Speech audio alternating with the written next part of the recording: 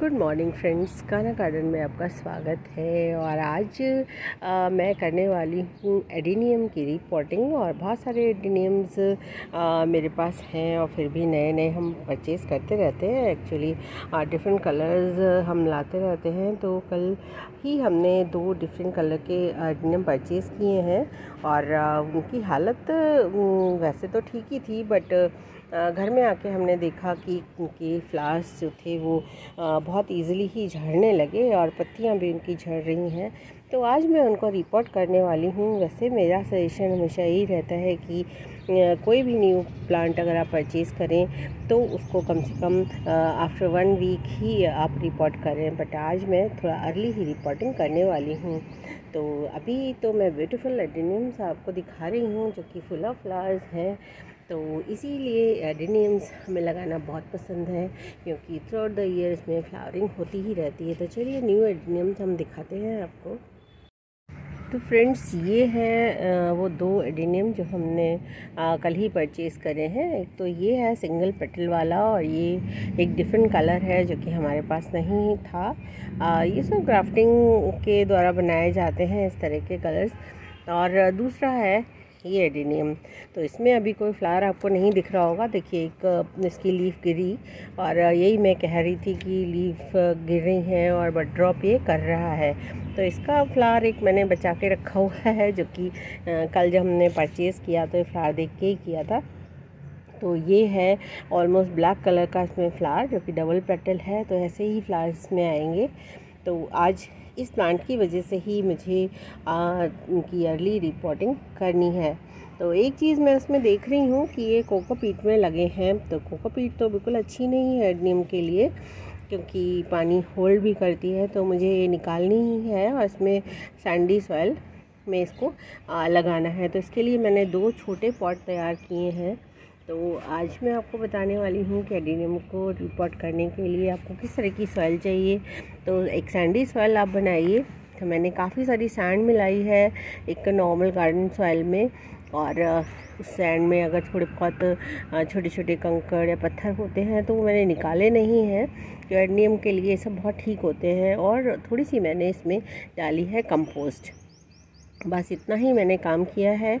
और पॉट जो मैंने लिए हैं उनकी गहराई बहुत ज़्यादा नहीं रखी है, क्योंकि एडेनियम में बिल्कुल पानी ठहरना नहीं चाहिए, नहीं तो ये प्लांट ख़राब होने का डर रहता है। तो थोड़े छोटे पॉट्स में ही मैं एडेनियम को लगाना पसंद करती हूँ। तो चलिए अब हम इनको इनके जो नर्सरी पॉट है इनसे बाहर निकालते हैं।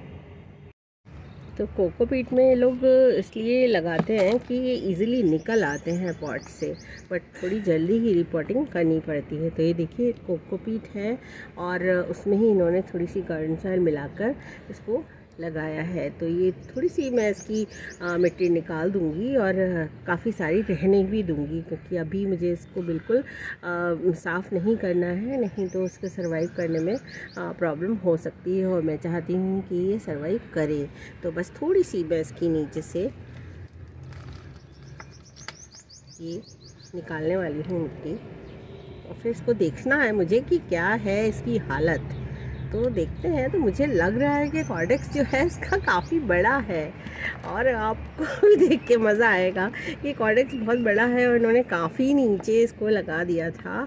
तो बस मुझे तो सारी मिट्टी ही निकालनी पड़ी फ्रेंड्स। और अभी मैं बोल रही थी कि मैं ज़्यादा मिट्टी नहीं निकालने वाली हूँ, और देखिए मैंने सारी मिट्टी निकाल दी है ऑलमोस्ट।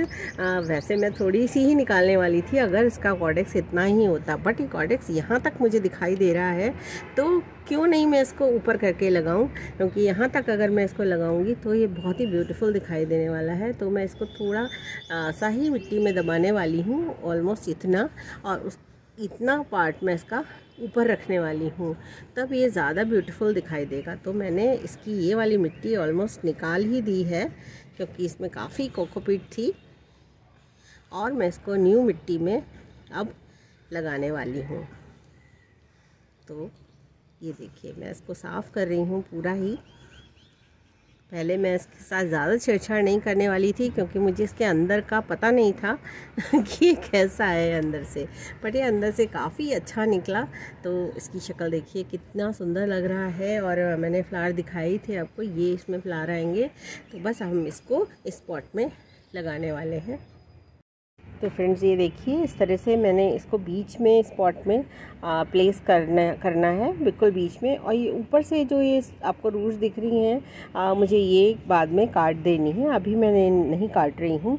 और नीचे वाली रूट्स को मैं बिल्कुल छेड़ाछाड़ी नहीं करने वाली हूँ, जैसी हैं ऐसी ही मैं इसमें दबा दूँगी। और नीचे से बस मैं इतना ही इसको दबाऊँगी और ज़्यादा कोडेक्स का पोर्शन मैं ऊपर रखने वाली हूँ, तभी ये सुंदर दिखाई देगा और इसके सर्वाइवल के चांसेस भी बढ़ जाएंगे। क्योंकि जितना आप कोडेक्स को अंदर की तरफ दबा देंगे और फिर आप पानी डालेंगे तो होता ये है कि थोड़ा सा भी ज़्यादा पानी अगर हो गया तो कॉर्डेक्स हमारा बहुत इजीली फिर गल जाता है। तो मुझे इसको ऊपर ही रखना है और उसके बाद मैं इनकी ऊपर की रूट्स जो हैं वो कट कर दूँगी। तो फ्रेंड्स इसको मैंने बीच में प्लेस कर दिया है, तो उसको थोड़ा दबा के मैंने ठीक से प्लेस किया है। फिर भी हो सकता है कि क्योंकि ज़्यादा नीचे नहीं दबा है तो जब आप इसमें वाटरिंग करें तो बहुत सावधानी के साथ ऐसे प्लांट्स में वाटरिंग करनी है। और बाद में मैं इसमें कुछ स्टोन्स यहाँ पर लगाने वाली हूँ जिससे कि ये अच्छे से दबा रहे और ये गिरे नहीं।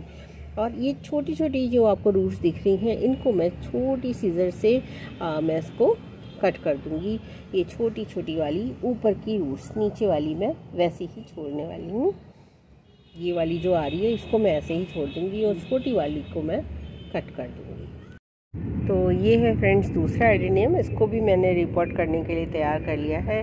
और पॉट से निकालने के बाद मैंने इसकी ऊपर की रूट्स काट दी हैं और नीचे वाली वैसे ही छोड़ दी। और इस तरह से देखिए छोटे पॉट में मैंने इन्हें छोटे पत्थरों की सहायता से लगाया है। पत्थर मैंने रूट को दबाते हुए लगा दिए हैं क्योंकि पॉट बहुत कम गहरे हैं और एडेनियम की कॉर्डेक्स थोड़ी बड़ी है और तो ये प्लांट जो है वो गिर जाएगा। तो उसको टिकाने के लिए मैंने इसमें छोटे से पत्थर लगा दिए हैं और इन्हीं के ऊपर ही मैं इन्हें थोड़ी थोड़ी करके सॉइल को डालने वाली हूँ।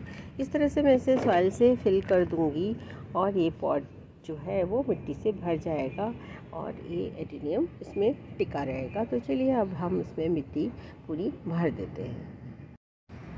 तो फ्रेंड्स इस तरह से मैंने दोनों एडेनियम्स की रिपोर्टिंग कर दी और ये दो छोटे पॉट्स मैंने ले लिए थे जिसमें कि ये अच्छे से लग गए हैं दोनों ही।